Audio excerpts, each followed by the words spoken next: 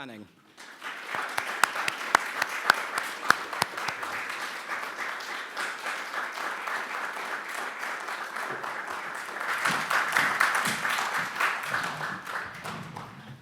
Hello. Thank you very much for being here, both of you. Just very, very quick introductions before we get going.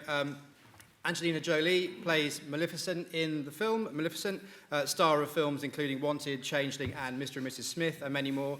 Won the Best Supporting Oscar in 2000 for Girl Interrupted. Elle Fanning, playing Aurora in Maleficent, appeared recently in films including Somewhere, Ginger and Rosa, and We Bought a Zoo, having started acting for film and TV from a very young age. Thanks both of you for being here. One question for me to start with. First to Angelina. So here with Maleficent, we have a new look at the Sleeping Beauty fable, which has gone through many, many versions, including obviously the 1959 Disney film. But this one puts the idea of the traditional villain centre stage, and by doing so upends the whole idea of the villain. Was that particularly attractive for you and all your collaborators to take this story, which everybody knows, but come at it at a very, very, very different perspective?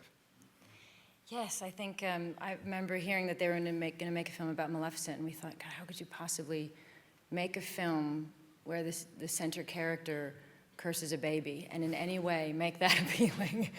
And Linda Wolverton really wanted to back up the story and understand how she became evil, and I think that's a really interesting thing to do, and to question about human nature, and there's a lot in this film that we hope answers for people that love the original and love the christening and love the fun of her and the wickedness and love Aurora and all her loveliness, but then also we wanted to make it more for modern audiences, where it goes deeper and they're more complex characters, the relationships more complicated, and so we hope it's not just a kind of a new spin, but it's also like really updated it to make it more meaningful and give it more resonance to today.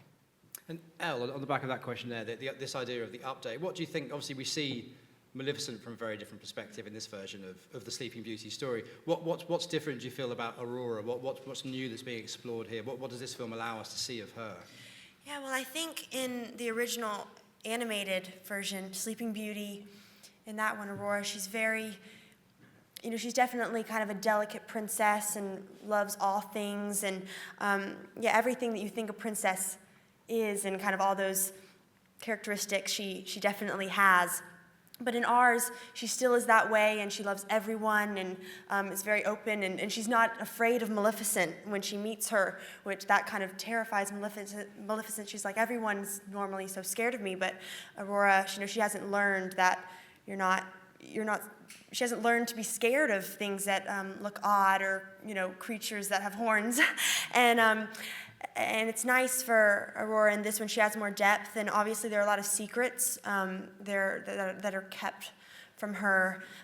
She thinks both of her parents are dead, and she lives kind of very isolated in this cottage with her 3 fairy aunties, and so she doesn't really know much about outside of the forest, and it's nice that I could bring more layers to her, and have more strength than just kind of the pretty princess that's in the original Sleeping Beauty.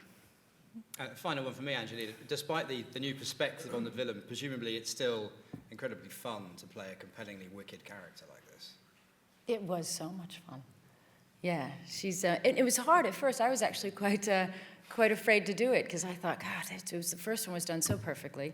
I thought she was so cool when I was young. She was so elegant and powerful, and such a great voice. And I don't. As an actress, I do film. I don't do theater, so I don't naturally have that voice, and I'm not used to that kind of performing. And she not only had to have this kind of big voice, but you also have to there's no halfway when you have horns and big. Everything about her.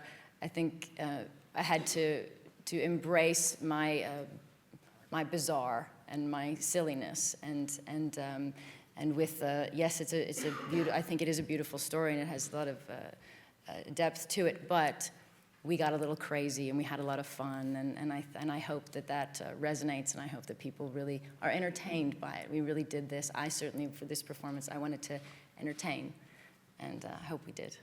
Thank you. Okay, to Angelina Jolie at first. Could you tell us a little bit about your childhood with fairy tales? Which ones did you like especially? Which ones did you hate? Which figures did you love and hate?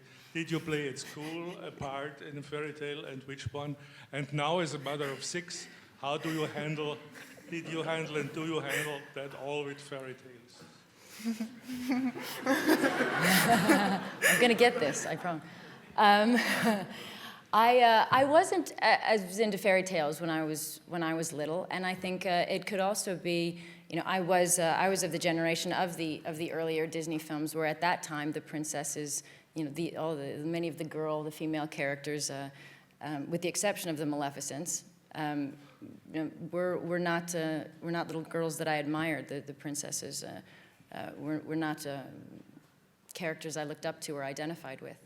I think that's very different now for my girls and the more recent films. My kids, I read them, there's this, Tashi is this story that they love, and he comes in a series of this, well, it's too much to explain, but anyway, it's Tashi and it's great. But I usually make up stories for my kids. I don't, I like to tell them stories every night, and I just make up any kind of crazy thing and like to involve them as characters. And like fairy tales, you try to not. The side of the fairy tale I don't like is this idea that there are these happy endings, or that there's just good and evil and things are perfect. I like to. I think when there's a good story for children, it has a good sense of a moral tale, and I think that's what I try to teach my kids, and what we tried to do with this film. Thank you. There's a question there, and if we can get the microphone to the gentleman there, keep your hand up in the air, please. Thanks. Hi, I'm Jan from Belgium. The question's for Angelina as well. As a child, did you fantasize about the background of Maleficent already? Because I know she's one of your favorite villains from the beginning, from all Disney movies. She was. I was always curious about her, and I can't tell you how much fun it was. It was like being a kid again when I got the script, and it was like unwrapping a mystery of where Diaval came from, and and who she really was, and much more than I expected. Linda Wolverton did something really special with this, much more than I expected. But yes, I think all kids are curious. They're drawn to not the bad guy, but they're drawn to things that are dark, and I think it's not just It's not just simply a desire to, you know, be wicked. I think there are things that frighten us in life, and we want to, and especially children, they want to understand so they can take it on, or they want to understand so it frightens them less. Thank you. Hello, this is a question for Angelina. Do you think this is the first of many roles for Vivian, your daughter, and also, do any of your other children show any signs of becoming actors? Oh God, I hope not. And the only reason, we never have intended, and we still don't, to put our children in film and encourage them to be actors. I encourage them to be happy in whatever they wish to be. But the reason that we ended up needing to put Vivian in the film is because it was a character when Aurora is 5, and she has to, as she said, not see me as a demon. And all little kids that came to visit set, crew members would bring their children, and they would see me, and they would be terrified. They would cry, or they would freeze, and they certainly couldn't do a scene with me. So I didn't. It actually was genuinely out of necessity that it had to be Vivian, so we could have a good scene. But I don't know. It was a. It's still funny to us, you know, like anybody. It's our little girl, so we see her, and she's just silly and sweet, and the idea that she's in a movie is still kind of funny to her mom and dad. Thank you. There's a question there, please. Oh, sorry, it's the person behind. Thanks. So a question to Angelina and also to Elle, if I may. Angelina, when you're playing a character like this, can you shake her off, or did you go home and scare the family? And Elle, what was it like acting opposite such a terrifying character? Or is she like that in real life? Let's start with Elle. No, she's definitely not Thank you. terrifying in real life. But I do think that no one else could have played Maleficent. I mean, there's also, you know, for me at least, before I had met Angelina, I mean, you hear the name, you know, Angelina Jolie, you know, it's like, it's that name. And then I remember meeting her for the first time, and we were at Pinewood Studios, and it was kind of that day. We were doing rehearsals, and I didn't know that I was going to specifically meet her then. I didn't know if she was here yet, but then kind of went around like, oh, she's here type thing. And then I turned the corner, and there she was, and she was, you know, no horns or anything. She was just normal clothes. And but right away, she kind of became flesh, you know. She was like, the name kind of went away, and it's just like Angelina, you know, and people on set are like Angie, and, you know. So, and right away, she gave me a giant hug, and she said, oh, we're going to have so much fun working together, and she shook my shoulders, and I remember that. And yeah, so it was amazing, not terrifying. But when I did see her in the costume for the first time, I wasn't scared. I was more excited. But, you know, she had those contact lenses in, and she definitely didn't look like herself. That's for sure.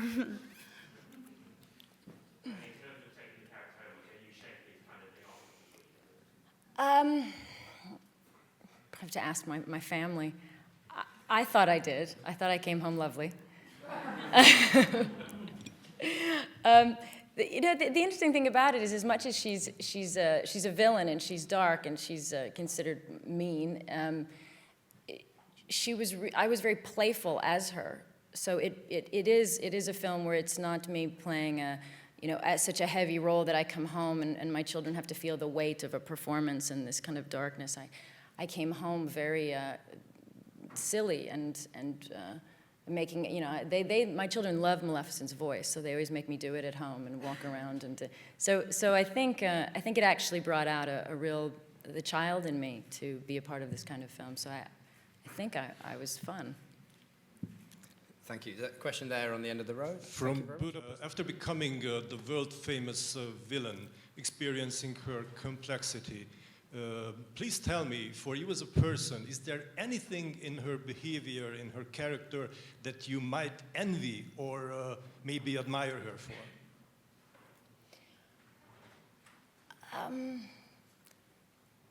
Envy or admire? Well, there is. You haven't seen the film, but there is a lot more to her. She is actually somebody I did in the end like. I think I envy, you know, what's interesting is I think for all of us in this room, you know, for everybody watching her, we all, there's a side of us that would like to be completely free and use our voice to the fullest and have as big a laugh as possible and just really indulge in this kind of, and there's very little opportunities in life where you do this, where you explore this side of yourself and you can kind of test your power and your voice and your strength and and she was that character for me. I didn't know my voice could be that strong, or I didn't know I could have that much fun, and so she certainly has a freedom that in daily life certainly I don't have. Most people don't have. And Elle, just to put that part of that question to you as well, was there anything about this role that you felt you hadn't got to explore before that was particularly new, that made it exciting for you? Wow, well, Sleeping Beauty, she definitely has this love of life that's unlike, you know, it's extreme. So because it is a fairy tale, so everything is definitely, you know, exaggerated, and you know, you do see that it's obvious that there's a light and a dark, and that Aurora is definitely kind of the light and the smile of it. And I do envy, you know, her ability to kind of love everything and be so curious about things and be okay with asking questions. Because I think with me, I wonder about a lot, but I don't think I ask enough questions about them. And with her, she's very open and kind of self-confident in a way where she'll just kind of go for it, and she definitely badgers Maleficent with some questions, which I think I would be intimidated too if I was in her place. This is Tony from German television RTL. Angelina, one question about the intention of the event last night. Can you tell us something about Oh, what the event was last night? Yeah. It was lovely. I'd never been there, and it was very unusual for us. Usually, you have a premiere and you show a film, and it's very traditional. It was beautifully done. It was nice to be focusing on the creation of a film. You know, the costumes and the design, and we met some children from the hospital who were just lovely and fun and inspiring, and it was lovely to have them there. And so it was just, a really, really lovely evening. I had a really nice time. Thank you.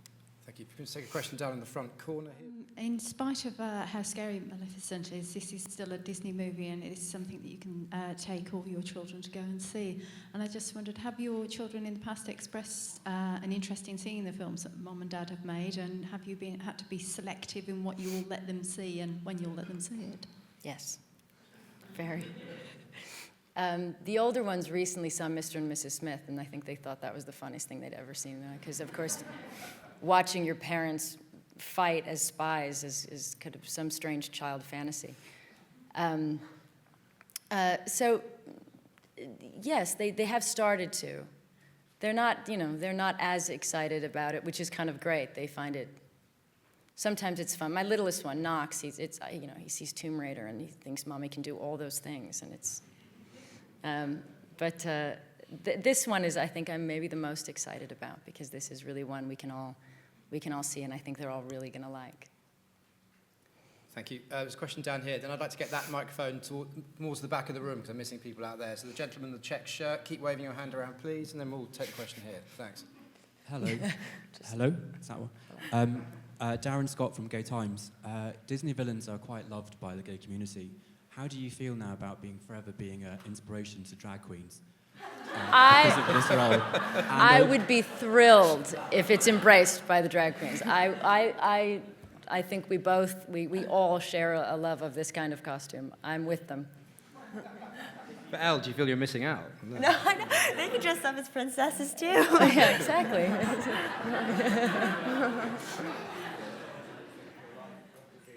I'm sorry? If you had to choose a song to lip sync for your life, what would it be? A song to lip sync? Lip sync to. God, I wouldn't know. But it would probably be a Queen song. So it would be a Queen song. I just couldn't pick one at this moment, but it would definitely be Freddie Mercury. It's one to think about. There's a question over there. Miss Jolie, I wonder where acting now fits in with your priorities, given that you've got directing as well you're getting into, and also your work for the UN and prevent sexual violence. It's going to be taking more of a backseat. I've had a wonderful career, and I'm very happy to have all the opportunities I've had to tell stories and work for as long as I have. I'm sure there'll be a few more films, but I'm happy I'm able to be selective and have fun with characters like this. But I would like to focus more on writing and directing, and above all, I would like to do more, focus more on my work with the UN and with PSVI. And if I can just say, I do hope everybody in June 10th to the 13th is the conference on sexual violence, and it's an open event, and I hope everybody comes. Thank you. So a question there. Croatian magazine Gloria. Question to Ms. Jolie. We have so far seen only the visual sides of the films, and it is great. So have you taken anything from the set home, maybe costume? And the question once more, will we see you again in Sarajevo for the 20th year of the festival this year? In Sarajevo? Yeah. I'm always want to go, so I would love to. I always try to go. I will try. Yeah, I love it there, and I love the festival. I think it's one of the best festivals. And did I take anything home? I do have some horns at home. I have to put that question to Elle as well. Did you take anything home from the set? I don't have anything, but I don't know, they're all on display right now, my costumes and things. Thank you. Question there, please. Yeah, hi, question for Angelina. Did you draw on anybody from real life when it came to playing this role? Were you thinking about anybody that we know from public life when you came to portray this character? I didn't. I really did study the classic animated, because I thought that actress, it's such a wonderful. Her voice was so extraordinary, and I thought the original design was amazing. So, but I also listened to a lot of tapes of theater actresses, British theater actresses, and tried to just learn from them. And their you know, we as Americans we don't have such a gift with, I think, with the way with language, and so I tried to study that, but no one person in particular. Actress now. What was your route to finding your British accent in this film? Well, I had an amazing, had a dialect coach that was with me, and yeah, we tried to figure it out. I did a film where I had to have a 60s, it was in the 60s, East London accent, so it was very different from this one. And I was like, oh, this one's, we tried to find the right, you know, princess voice. You know, it can't be too soft and gushy, so, you know, she has to have some oomph. Thank you. There's a question there, man in the blue jumper. I'm not sure if the microphone's close to you. We'll get it there. Hi, I'm on from This Is Fake DIY. My question is for both Angelina and Elle. Maleficent is a very well-known character, but with this film, it sort of fills in the blanks on that character, which I think is very interesting. Looking at some of the other characters you've played, if you could have a film to fill in those blanks, which character would it be and why? It's a great question. Yeah. Just takes. God,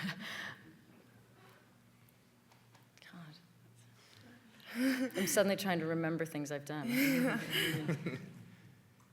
Maybe you can help us. We can keep is there a character either one of us have played that you feel is not complete or would be? Does anybody have a thought? Mr. and Mrs. Smith, yes. Salt. Yeah. Well, Mr. Yes, I'll take them all. Mr. and Mrs. Yes, I feel like I lived out the rest of that one. It's going well. Let's move on to the second question. We've got time for 2 or 3 more, so we'll make sure we get as many in as It's a question for both you ladies. Especially you, Angelina, you're really entrenched in the film industry, producing, directing and acting. I wonder how you both feel about illegal downloading and piracy, and obviously this film, like all films and music, will definitely be subjected to it.